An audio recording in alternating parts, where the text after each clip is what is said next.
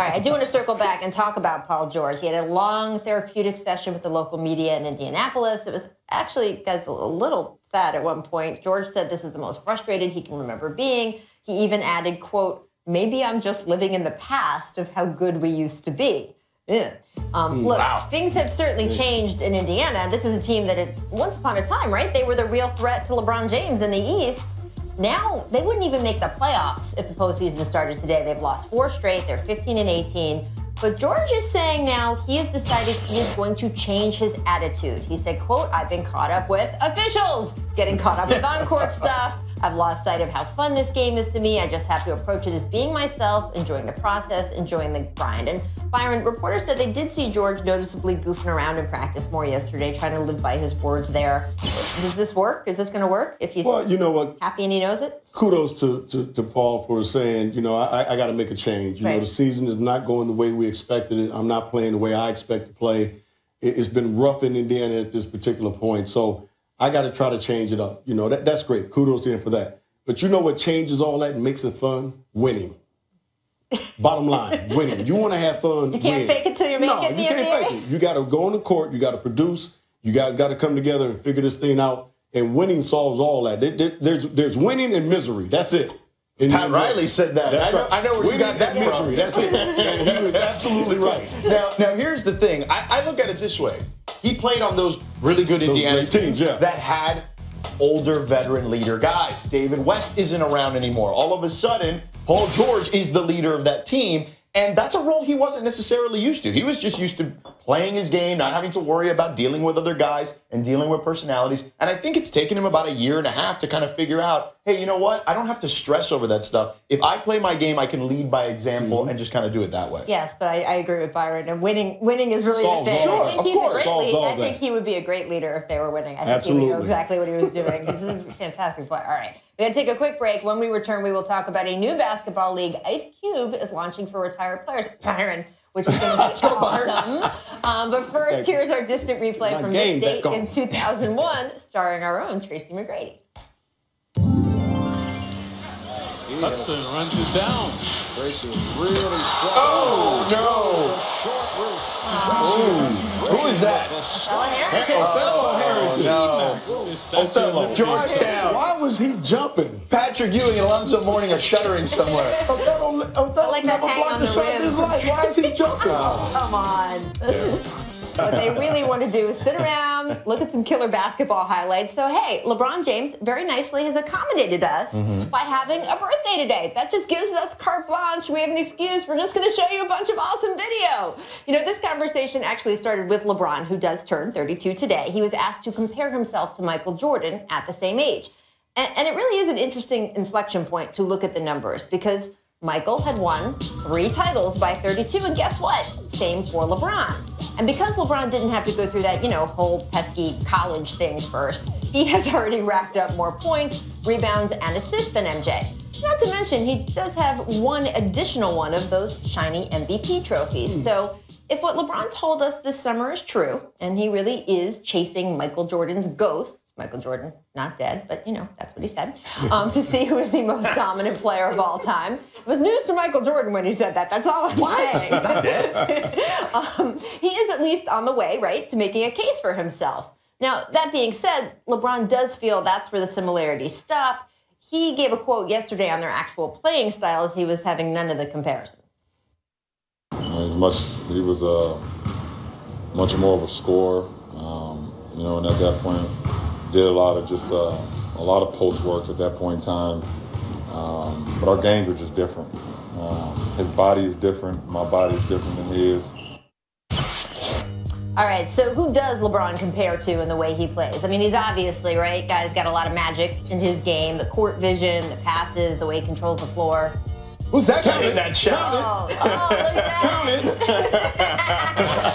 that. We also have, producer Danny called this morning LeBron the rich man's Pippen, which is maybe the first time he's been called that. Wow. Certainly defensively, you can see Scotty's influence on LeBron. We could run a half dozen of these chase down blocks, right? Mm-hmm. Oh, yeah.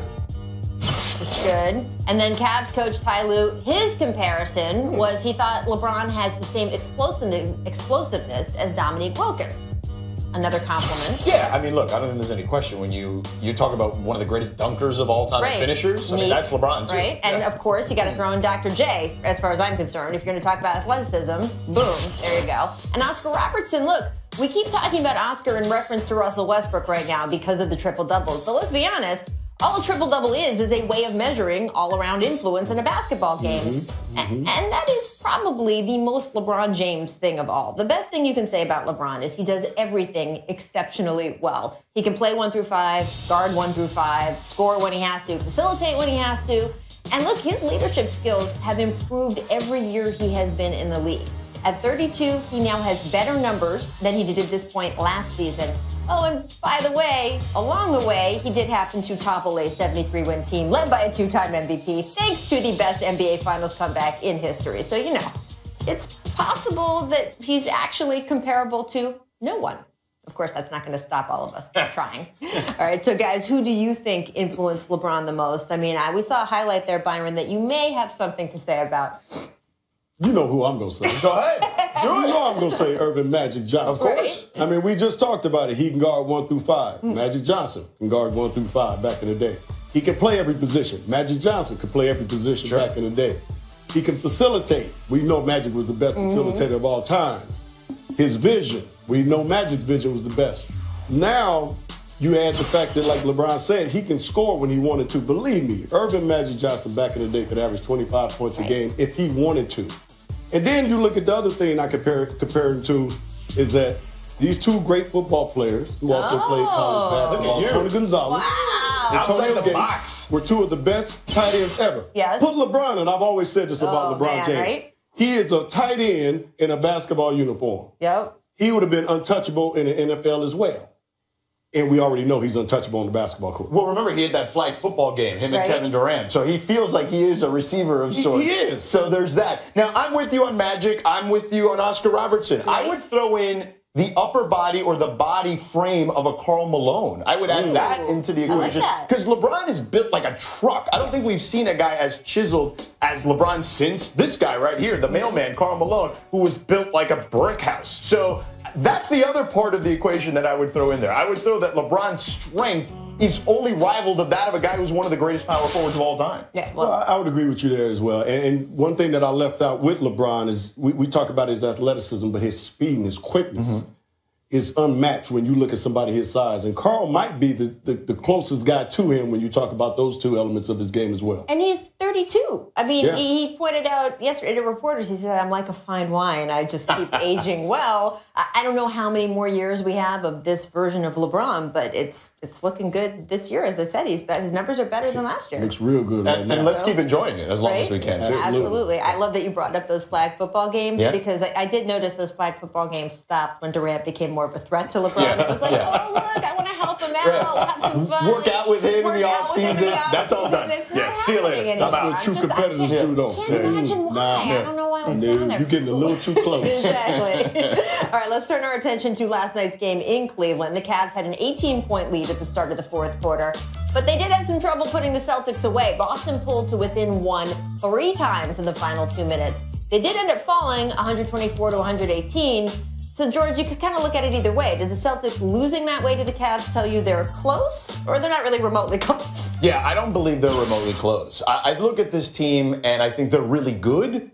I just don't think they're great. And to be a championship contender, which is what Danny Ainge and everybody in Boston wants, you have to be that. They're missing a couple of elements, Byron. I think that they're missing a real wing. Now, maybe Jaylen Brown turns into that guy. Or maybe that Nets pick that they have turns into that guy. They need that, but I also feel like they need a real post presence. They need a rim protector, a guy who can give them easy buckets. That's just not what Al Horford does. So you look at a guy like DeMarcus Cousins, right? Could they trade for him using that Nets pick? Or maybe even a Hassan Whiteside, where maybe you don't have to give up the Nets pick. But someone like that and a wing, and then all of a sudden we can talk about them being a championship team. Could they trade for anyone is what Celtics fans want to know. They've been waiting on this big trade date he's going to pull off for a couple seasons. I think they could because they got so many draft picks that they can use in a trade that are very attractive to a lot of teams.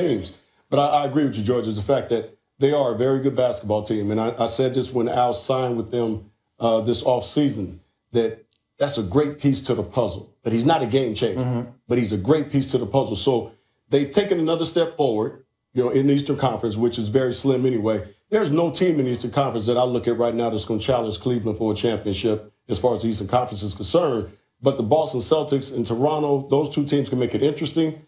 But still, at the end of the day, Cleveland is still the favorite. Rachel, they're like a baseball team that has a bunch of 2 and 3 starters. Right. They don't have the number one. Right. Yeah. Like Isaiah Thomas and Al Horford are good players, all-star type players, but they're not a definitive number one guy. Yeah, I mean, the Celtics are now 0-6 against the top 2 teams in either conference. Not there. Rough night for the Raptors the past couple nights, too. So the Cavs, again, distinguishing themselves as the class of the conference. Not that we didn't know that already. Let's talk about the Lakers. LA outscored 31-13 in the third quarter last night at home to the Mavs. Dallas, not a good basketball team this year, and yet the Lakers did still manage to lose to them. Their 14th loss in the last 16 games. And afterward, Coach Luke Walton said, quote, as a team, we're going to be fun. We're going to figure it out. But when is the question? How much does it mean to us right now to figure it out? Do we want to do it now, or do we want to wait 2 or 3 years? Take a look. The Lakers hold the worst record in the league in the month of December, 2-14. This is after they were 10-10 heading into the month. So, Byron, if you look at Luke's equation here, are we going to figure it out right now, or is it going to take 2 or 3 years? Where are you putting your money?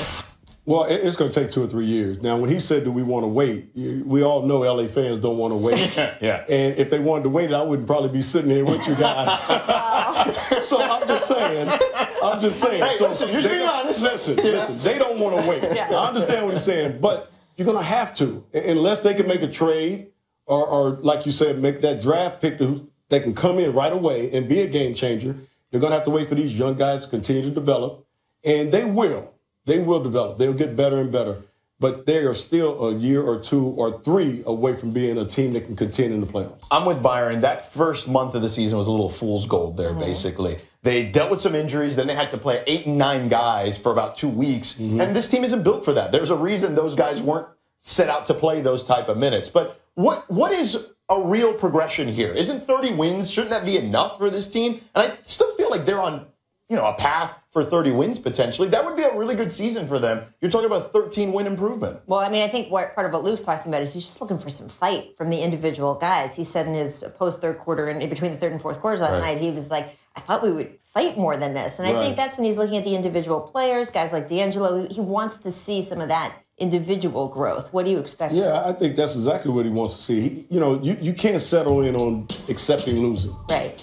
When you lose a game, and we can go back to the 80s and the 90s, like when we lost 2 in a row, it was like the world was coming to an end. Really? You got to have that type of intensity every single night. When you lose a game or you lose 2 in a row, 3 in a row, whatever the case may be, you got to come in like it's game 7, the next game. Leave it all out there on the table. And I don't think that's what he's getting right now for the young guys. They're kind of settling in. And I still think they're in that figure-it-out stage. It's still early in the marriage. They're still trying to figure it all out. But it is going to take some time, so people just have to be patient. Byron, the reality is this, and Rachel, is that they brought in some veteran guys like Lou Deng and Timothy Mozgov, but they're not the best players on the team. And to change that type of culture, the guys who are the best players on that team have to change that culture. You need a leader. And patience, apparently. And patience. And patience. Lots of it. Yeah, no doubt.